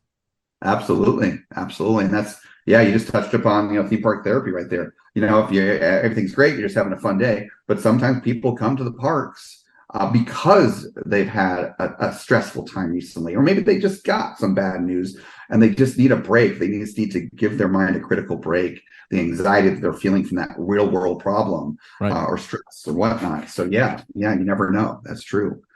So tell us about the special events, whether it be kind of near term, upcoming, or if you just want to highlight in general what kind of special events you typically have throughout the year at Silver Dollar City. Yeah, I'll try and fly through this. We have 10 world-class, what we call festivals and events. So we start every spring with Spring Ride Days. That's really mid-March to late March. It's a time where we recognize that families are looking to literally break out of their houses. We get some good weather here, not like what you have in Florida, Andrew, but in March, in March, 50 degrees feels pretty good after it's been in the 20s and the 30s and sometimes the upper 40s. And so we offer an opportunity for families to come out and just enjoy some rides. We might have some different entertainment going on in some of our outdoor venues, but it's really ride focused. That's why folks are there. And so then that takes us into a quick weekend. We have a Young Christians weekend where we bring in acts from all over the country. Next year, we're going to have Mosaic and also Vertical Worship Band. Those are two huge names, at least in the worship scene, for sure there. Then later in April, throughout all of April, really, we do the Street Fest. Street Fest is sort of our international fest where we're bringing acts from all over the world to showcase different talents. We'll showcase different foods. That's where our tasting passport was born. That was the first festival we tried that at, where you could sample 5 tastes throughout the park. that was huge for us. So that's a great festival. The flowers are blooming. And then in May, we jump into Bluegrass and Barbecue. And this is actually an internationally awarded festival from the International Bluegrass Music Association, the IBMA, as we bring in top-notch bluegrass performers from all over the country, including the Queen of Bluegrass, Rhonda Vincent, and some other well-known names too. And then in June, it's all about summer. After Memorial Day is over, from June throughout July, we do our summer celebration.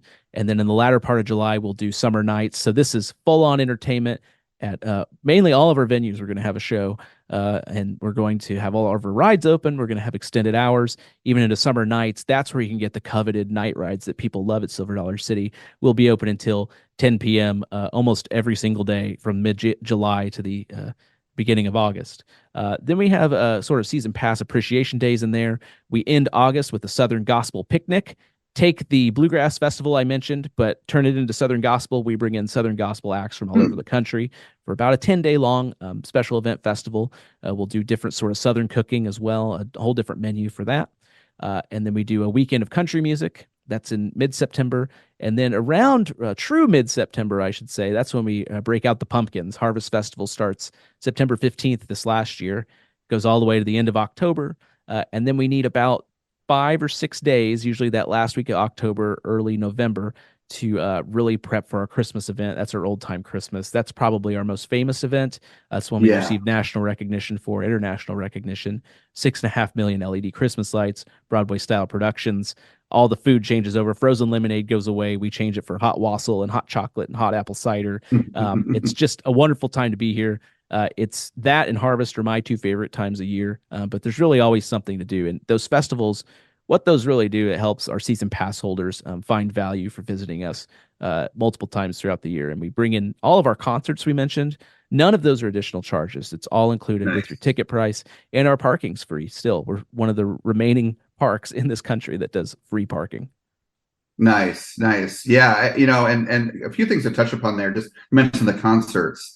Your sister park, Wild Adventures, is call it my home, quote unquote, Hershon Park. It's, of course, it's not in Florida, but it's in Valdosta, Georgia, which is basically almost on the border with Florida, very southern Georgia. It's about 2.5 hours, 3 hours from where I live.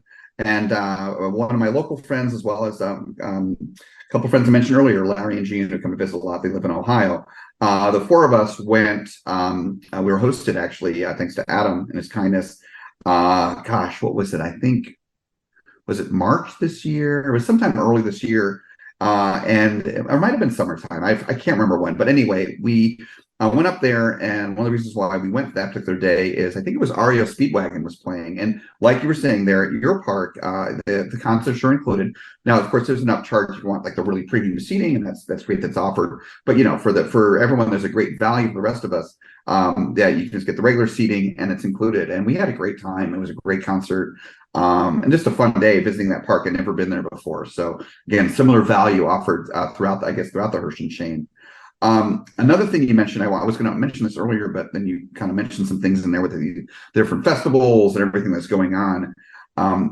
One of the things that I love about, for example, especially Silver Dollar City and Dollywood, is, in my opinion, there is, you can talk about Disney, Universal, especially Universal Orlando, amazing theming, some of the best, over the top, these incredibly immersive themed lands, that are high budget and all that stuff. But when you kind of get down to a little bit more of a, you're not talking about Galaxy's Edge or some futuristic, Star Wars or something, something like Harry Potter. You're talking about like real world theming, but, perhaps an old Western town, mining town or whatnot, like Silver Dollar City, or similarly with Dollywood, with the kind of the Western parts of that park. A little more approachable theming. There is a holy trifecta of parks in this country that, if you can look at that combined with, you're talking about the trees, and this would made me think of that as well in Silver Dollar City, trying to preserve all the trees, just the natural beauty, the waterfalls, lakes, rivers, again, the trees, the foliage, the moss, plants in general. Yeah, moss. There is a holy trifecta of parks. 2 of them are within the Hershon chain. 1 is not, in this country, that are just levels above every other park in this country. And those are, well, Silver City and Dollywood, as I already mentioned, beautiful parks, gorgeous parks. And then Busch Gardens, Williamsburg. Just absolute treasures from a kind of a little more natural, realistic theming and, of course, natural beauty perspective. Just gorgeous, gorgeous parks. All of them have amazing train rides and, kind of less similarities, despite one of them not being in your chain. The other thing I want to commend you guys on, before I forget here, and then I want to touch upon something specifically about the events you mentioned, is, in my opinion, Silver Dollar City and Dollywood have some of the best theme park food anywhere in the world, consistently. And I'm not just talking about the cinnamon bread. Cinnamon bread's amazing. I always get the cinnamon bread. Cinnamon bread. It's funny. I had never had cinnamon bread before I started working, and I thought this park was so great for food. But continue. I've just that always interests me. Yeah, I never had cinnamon bread before in my life until I went to Dollywood for the first time. I went to Dollywood before I went to Silver Dollar City, about a year prior, for the first time. And I jokingly, so as a Thuzy, you'll appreciate this. When I went to Dollywood, I said, and this is not slighting the coasters at Dollywood at all. I jokingly posted on my social media when I got my cinnamon bread at the end of my visit to Dollywood for the first time. I said, this is the best credit at Dollywood. Jokingly. Oh, right. But anyway, yeah. But it's really good. It's really good. But it goes beyond the bread. I mean, we've got our skillets. Those skillets are that's part of our culture. That was a recipe that someone in our foods team, they came up with. Their family. Nice. That was a way when they were growing up with not much money. After church on Sundays, that's what her mom would do. Her grandma would do, make this succotash. And so that was our first skillet. Now I think we have over 8 different skillets at Silver Dollar City, all of different varieties and sizes. Nice. And that's, I think, what separates us with some of those other parks too, the homemadeness that we like to do. We don't like to serve anything. Our foods team, they don't like to serve anything they wouldn't serve their own kids. Hand-breaded chicken tenders, we're huge on that. Homemade macaroni and cheese. I mean, we want everything to be as homemade as possible and authentic as possible. Oh yeah, no, you're spot on. The food is incredible and very different than Dollywood. It's not like you carbon copies. Have the same food. Like you said, the skillets, for example, a staple of Silver Dollar City, and I've tried at least one of them. I think it was like a sausage and vegetables, potato. Oh my god, so good. But that's even the sausage medley. That is that's our second most famous skillet. Succotash is number 1, but yeah. Succotash number 1 that you mentioned earlier. Okay. And again, I don't remember the lands well in your park because I've not been there enough. I think I'm changing that. But there is a pizza restaurant kind of in the middle of the park. Yeah, that's Crossroads Pizza. The Crossroads meaning that's the road that separates the path to go west, to go towards Wilson's Farm and Outlaw Run on the outskirts, like it's if you're going west. Right. That makes sense for what I remember. That pizza is fantastic. I mean, every meal after the barbecue, we talked before the recording. We were talking offline the barbecue restaurant that you guys have. Incredible food. I mean, the pizza itself is homemade wood-fired pizza. It's made right there in front of you. When you order, it's made to order in our barbecue. Nice. 19 hours smoked over hickory wood, right there in the park. Nice. But we don't use liquid smoke here. That's sort of a curse word around these parts. Well, Missouri, where Silver Dollar City is located, is known for its barbecue, amongst other states. But I am a Kansas City boy. There you go. St. Louis, Kansas City, they're both known for barbecue. Yeah, I've literally never had a bad meal at Dollywood or Silver Dollar City. And it's one of the aspects I always look forward to. Great food, just the gorgeous scenery, that the theming being a part of that, but not the only aspect of that, and the rides, and it's just great. Now, I alluded to this earlier, and I wanted to wait until we talked through the special events. So I mentioned earlier about how Silver Dollar City and prior to that, Dollywood were bucket list parks for me. I embarrassingly, so to speak, as a Thuzy, well into adulthood, older than you, had never been to those parks. They were just gaps in my, they were never near any place I lived. They still aren't. So I had to journey to get there, the journey is always part of the fun of getting somewhere, not just the destination, but I just never had been to those parks and finally made it happen, both of them within about a year of each other. But I still have this sort of asterisk bucket list for both parks. And that is, I love the holidays. My favorite time of the year is the trifecta of I love Halloween and haunts, and that some of that non-family friendly, the haunts like Universal and Not Scary Farm, Not Scary Farm, I should say, and things like that. But Halloween in general, and then Thanksgiving, love them, one of my favorite holidays, and then getting into, of course, Christmas and the New Year and all that. But love the holiday spirit, the giving and the sharing and the celebrating with family and seeing family. And as part of that, I enjoy the holidays at the parks. Again, your haunts and even, the family-friendly stuff. The Lumilights, for example, at Dollywood, gorgeous. Oh my gosh, so gorgeous. And again, you don't have to have a haunt to enjoy Halloween, and it's an example of that. And then, not so much Thanksgiving, but then getting into the Christmas and New Year's kind of bridges into November around Thanksgiving time. And, the lights and the special shows at the parks. And right now, and I have a feeling it's going to change, but right now my top ranking, not that I have a list for this, but my top ranking Christmas themed park events. Well, technically I would say my winter event, if you will, that it definitely is Wintertraum at Phantasialand. There's nothing that compares, but that's not so much Christmas focused. It's more holidays. Mm-hmm. It doesn't get into Christmas shows, so to speak. They have amazing shows though.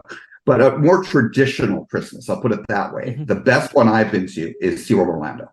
They're the best holiday event in Central Florida, a park event. They beat Disney, they beat Universal. Incredible if you've not been to it. Amazing event. They've got an amazing 1-2 punch of their Oh Wondrous Night, which is an amazing Christmas show, combined with their Winter Wonderland on Ice and the fireworks they do afterwards. Great ice show, great music, pushing the holiday spirit. All that said, I already know, and I've not been, that will be trumped by 2 other holiday theme park events that they're gaps for me.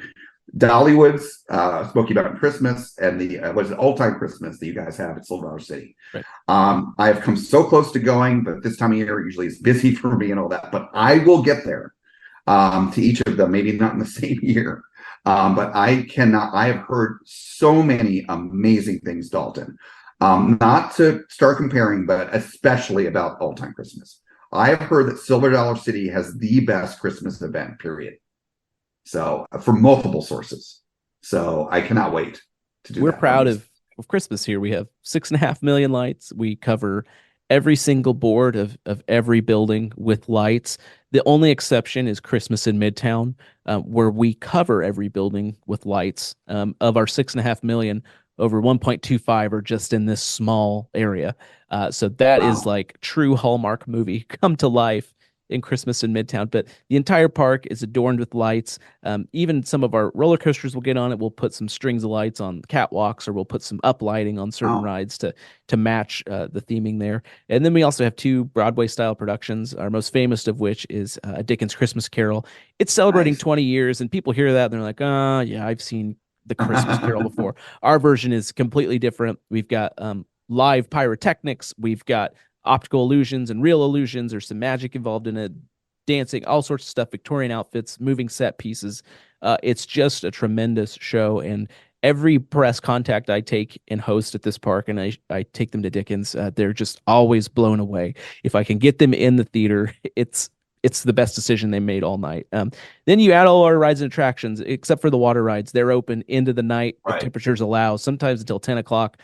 And so when daylight savings is over, you get 5 hours of night rides here, which is insane on something like Outlaw Run or Time Traveler. Wildfire 2, awesome night rides that you get.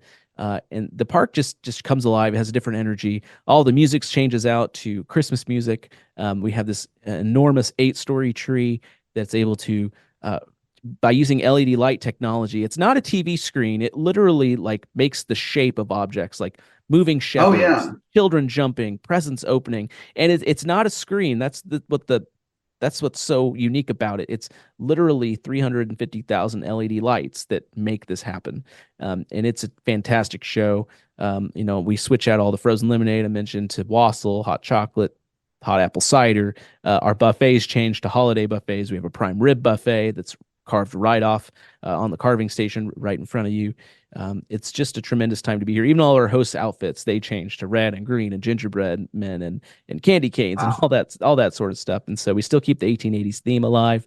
It is just a tremendous time to be here, and it's such a great value to be here. And this year we were once again voted #1 theme park holiday event in the country. Oh, I believe it. USA Today 10 Best. That's the 6th time we've won that unprecedented amount of wins. Wow. And you've been hearing me, wow. And it's legitimate. And yes, I've heard about, this event from friends, and I've seen some stories, literally stories, Instagram from friends, but I've not looked up YouTube videos like the lights. I don't even know what the lights look like there. And I do that on purpose. Just like I don't generally watch POVs of coasters before I ride them. I want to see it for myself. Well, sorry about my Zoom background. I spoiled. Oh no, that's okay. Yeah, okay. There's a little hint there. Yeah, what we are. Yeah, of course. While we're recording here, we're on video, and I saw that from the beginning. I'm like, and I wasn't even thinking about. Oh, I've seen some of that already, or now I've seen some of that. No, it's just obviously it's just a small part of it, one of the buildings there, but it looks great, by the way. Speaking of the lights, I do want to ask, and if you can't answer this, that's fine, but I have heard, rumors too strong of a way to put this, but I've heard, so I mentioned SeaWorld, here in Central Florida. It's my favorite Christmas event here in Florida, in Central Florida, well, all Florida. Prior to going to that event, there was not an event, but a part of a Christmas celebration at one of the parks here in Florida for years. Went to it several times. This is back in the mid-2000s, the mid-aughts, if you will, as they call them. That I absolutely loved. It was at Hollywood Studios before they revamped Hollywood Studios and wrecked half of, or no, not wrecked, they demoed half of it to build Galaxy's Edge and Toy Story Land. They had all the Streets of America and all that, and they did the Osborne family lights, and I just loved those. And I've heard this story from multiple sources that the Osborne lights, all of those millions, I think, of lights, were bought by Herschend and are now at Silver Dollar City. Can you confirm that? Is that true? That is not true. So the Osborne lights, before they were Hollywood Studios, actually originated. There's our neighbors in Arkansas. That's the family that had the original lights. Our event, well, not our event, our display of that at Christmas in Midtown looks very similar. It's adding elevation to buildings that aren't necessarily as tall as they are. So at night it'll look like a 1-story building's 2-story, 3 is 4, etc., etc. But all of that was done by the men and women of Silver Dollar City who fabricated it custom here. Every piece fits our buildings, and even the trees, like how it's lifted in, everything, it all fits that section of the park. So it's all homemade. All the lights that we have are just like our other lights that we have on park, all LED lights. But I could see how folks thought that was similar. In fact, the only reason I know what the Osborne lights are was because of 2017 when we opened Christmas in Midtown, and we got that question, and we were like, the what? And so then we researched. Oh, okay. So yeah, there was really kind of an unknown from some of us, and I would say all of us, but like, oh, we didn't even know that those were a thing. It's like, oh, that looks similar, but we were confidently able to say, no, it's our own thing. We didn't even know what those were. I'm sure in benchmarking, I'm sure the team that does that definitely saw that as right, something to benchmark for sure. But no, those are not the Osborne lights, though I know what they are. I know the fandom that exists around them, but it's cool to learn that they were in Arkansas, our neighbor. We're only Silver Dollar City's 20 minutes from Arkansas. That's where they started. Interesting. Okay, interesting. So the lights you were describing, the kind of three-dimensionality, kind of the verticality of it, these modern millions of lights, that's kind of wild, like lights that people are now know from Silver City's Christmas event. One of the things they love about it, that started around 2017. You said the Christmas in Midtown display was in 2017. We've been doing old time Christmas since mid 80s. And it started as the 12 Days of Christmas, and it was very, very small event. It was on the square of the city. It had less than, I think, 10,000 lights. And some, management kind of thought that, will anyone even show up? Because we had closed sometimes on Labor Day, sometimes a little bit later in September, sometimes October was completely closed. So it's really, through the evolution it's had, has sprouted into what it is today. Right. Which a lot of parks have seen, especially more successful parks. You guys, Dollywood, almost becoming year-round parks now because of how much they're loved, and rightly so. I mean, just amazing treasures of parks. Right. So the 2017, the Christmas in Midtown, so that represented a big increase in lights. Is that what you're saying? Yeah, so that was over Okay. 1.25 Okay. million just in that, and then we've had 4 iterations of our tree. Our newest Christmas tree was in 2019, the one with the LED light mapping technology. We'd had trees before that. This one was much bigger, much better, much brighter. We just Yeah. continually grow that event because of how popular it is.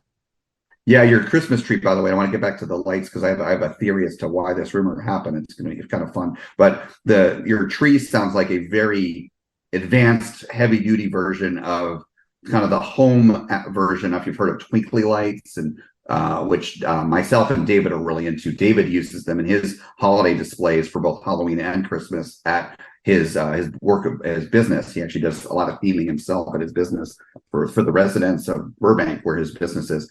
I've built that up more and more over the years. He uses twinkly a little bit commercially there. I've just used them a little bit personally in my home before, where you can do the patterns and the lights on trees and on string lights and things like that. But I know there's more commercialized versions from Twinkly and others, other companies that do that. I've seen that Universal here, they offered on their Christmas tree the last year or two. And it's awesome to see that. And it sounds like you guys have a really cool version of it. Going back to the Christmas in Midtown, adding a lot of millions of lights in 2017. If I remember my history, theme park history, if you will, recent history correctly, that would have been right around the time that the demo that I spoke of earlier of the Streets of America in Hollywood Studios would have happened. Okay. So the two things I think that happened here is the timing, the coincidence, Yep, along with how amazing your lights and immersive your lights are, and how the density of lights and how they create this other world. It sounds like Osborne Lights did. It sounds like someone like, oh, well, they got rid of them Disney World. Oh, and here they are at Silver City because look at this. It's similar to that. Yeah. People, how that goes. People start spreading rumors because they make assumptions. I could see that. It's in a part of the park where there are no rides necessarily. It's right in the center of the park, and the music changes when you go through there. There are quote unquote portals that you enter to go through to enter that section. So I could definitely see that. At the same time, our decisions that we make here, I mean, we have a 10-year master plan, and then obviously you don't know the specifics at 10 years, but of course, certainly they knew in that year they wanted to add to Christmas, and so I think coincidence is the answer. Oh yeah, but clearly a big coincidence. I'm glad you cleared that up because I was curious. I was like, really? That just doesn't sound right. That Disney would sell those, and they're probably in a warehouse somewhere, or who knows what, because you never know, they might want to use them again somewhere. So this makes a lot more sense, and I think it's even better this way, that you guys, perhaps maybe your creatives were somewhat inspired, like you said, by the Osborne Lights, because they're all famous, and they originated in Arkansas, the Osborne family lights, the Osborne family in Arkansas, but nonetheless created your own, and perhaps even better. I mean, you're just you're just describing with words. But the idea in my head, and maybe hopefully I'm not creating a disappointment here, but what you have described sounds even better than what I've heard from others, just because I've not heard a lot of details, and I've not wanted, and don't worry, you've not spoiled it for me or anything, but I have purposely not asked friends a lot of questions. I'll put it that way, because I wasn't interviewing them. About I just had a friend tell me the shows were great, the theming, the food, how that changed the beverages, all just so great and so awesome, and the night rides, of course, too. Outlaw Run's amazing at night, for example. But now you kind of filled in some gaps here without spoiling, mind you, and the lighting displays and the that sounds amazing. So yeah, I gotta get to this event, and I will. I know I will. It's just I just haven't had time yet. Please come visit. yeah, I will. And I know I love your park. I've only been there for one visit across a couple days, 2-3 days, but I need to get back and then next year's a great year to do it because you guys got a big new attraction as well. Well, by the way, when do you have an opening date or an opening month yet for Fire in the Hall? So we're saying spring of 2024. To my knowledge, everything is going smoothly, so we will. Okay, so towards the beginning. Okay, so towards the beginning of the season. Okay, great. Yeah, Hershen's usually great about that at your parks, about getting things open towards the beginning of the season. So I'd say historically, our rides have opened pretty much the day we open for the season. Historically, the only exception was Mystic River Falls because we had a little pandemic happening. But Yeah, That was yeah, that's going to be a different thing. And honestly, probably wouldn't yeah. have opened it that early anyways because it's a water ride. So Yeah, I was thinking that was the reason I thought you were going to say there, but yeah, the COVID also affected that, which is not you got it was beyond your control, of course, naturally. So, okay, well, thanks for talking about your amazing park that I can't wait to get back to, especially this time of year, as we just alluded to. But let's go ahead and wrap things up because I want to give you respect for your time. So, just a few final questions. These are go back to you personally. Well, two of these are, and then one will kind of be a catch-all wrapping things up. But these first two questions, a little more personal, one of these especially a little more serious, poignancy, if you will, here. So, our lives, when our lives end, we are remembered in various ways, and hopefully positive, hopefully meaningful, hopefully we have meaningful lives. So how would you say at the end of your life, how would you say your family, your friends, your colleagues, perhaps your customers, because again, you're in the public eye, how all of these various people that know you, Dalton, how would you like to be remembered? I think what you alluded to in the beginning that I'm a fun person. I like to have fun and I like to laugh. But at the same time, I can get very serious very fast. I like to think. So maybe a little bit of that, but just anything that I do, I always try to just do it with the word love leading it in some way or fashion. So that everything that I've done was through love, or love had something to do with it. So that's sort of the short answer there. But I think that I know for certain people are gonna be like, oh yeah, he was the roller coaster guy. Like that's already I've already subscribed to that, and I'm fine with that. And that's I have so many friends that aren't into this and that are not into this, I should say, and they don't, not saying they don't get it, but it is what it is. So I'm sure that's going to be a little bit of it. But this is a place I talked about working for so long, and I think a lot of people would recognize that from me. I think they do. So there's a few different answers in there, but the folks I work with, the customers or wherever there are media partners, just that I always just wanted to do what was the best for us. That's awesome. That's great. And yeah, great. That's I love it. And you just touched upon something that I got to ask you this again. We're going a little bit off script here.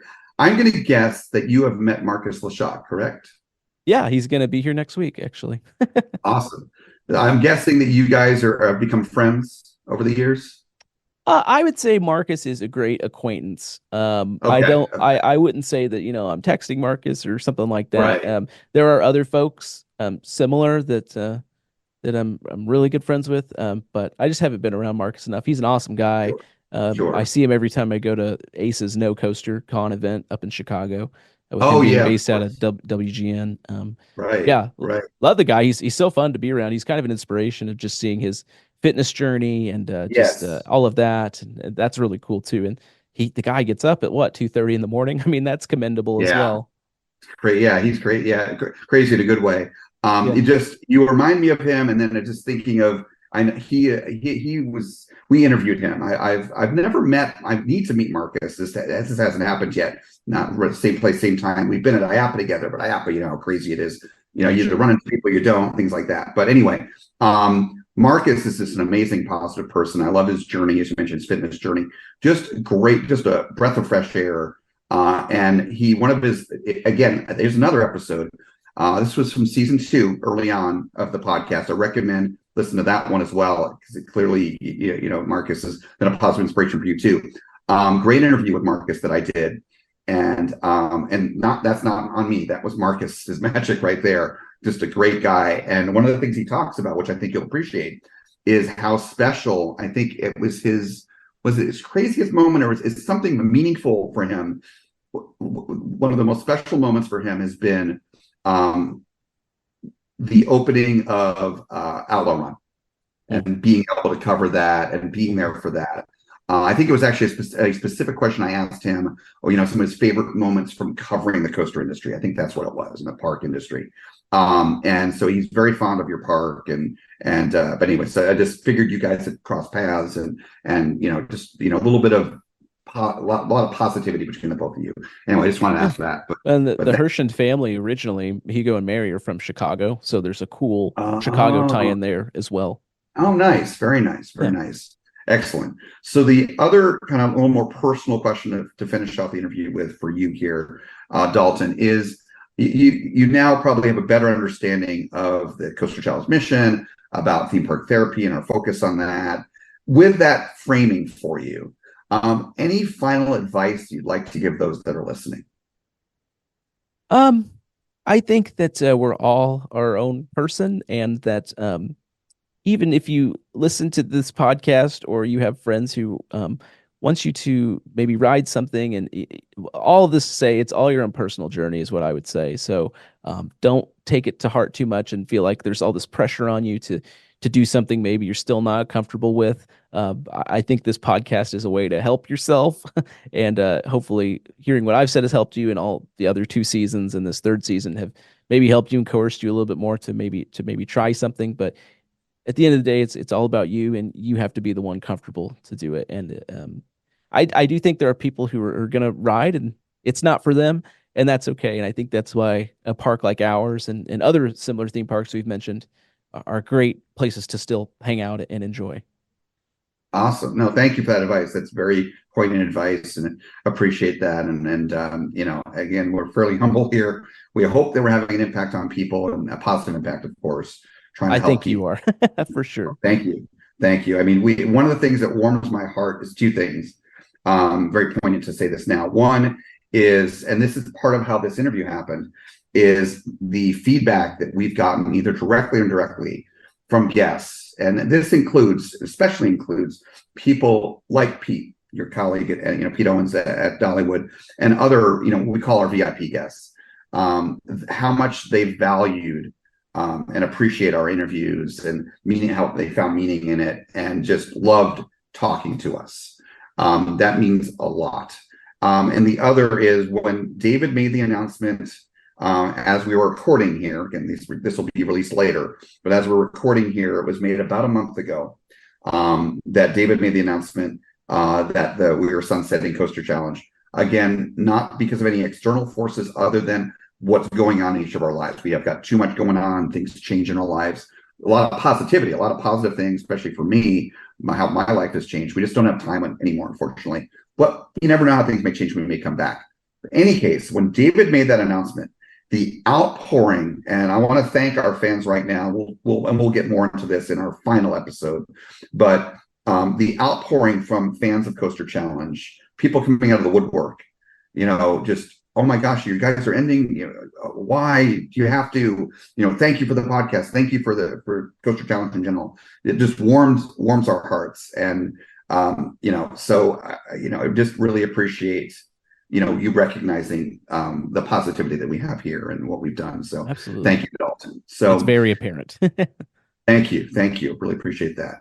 So to wrap things up and to send you on your way, and in a busy time of year, again, the holidays, you guys got that amazing event that you're there for. So to let you go here, the last thing, if you could, and this could be, as I talked about earlier before we start recording, this could be, for Silver City. It's gonna be for Silver City, website, social media, but also if you want to share anything personal, if you'd like people to be able to connect with you personally, sometimes people do that in roles like yours in social media, Instagram or Facebook or whatnot. Whatever you'd like to share, website, social media, YouTube, and whatnot, please share away, plug away, as we say.